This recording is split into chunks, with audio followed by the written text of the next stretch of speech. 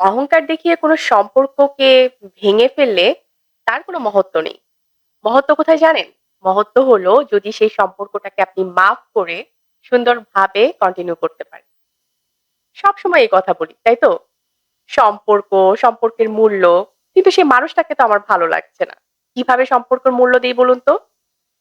জীবনটা তো একটা, ছোট্ট একটা জীবন। এই জীবনে কখন আমাদের জীবনটা শেষ হয়ে যাবে সেটা আসলে আমরা কেউই জানি না।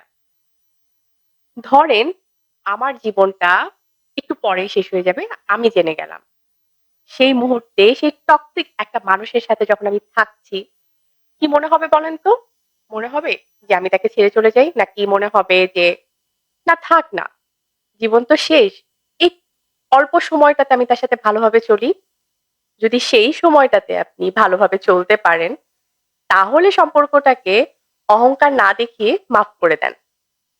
আর যদি সেই মুহূর্তেও আপনার মনে হয় না, আমি একটু পরেও মারা গেলেও এই লোকটার সাথে আমি কোনোভাবেই থাকতে পারব না।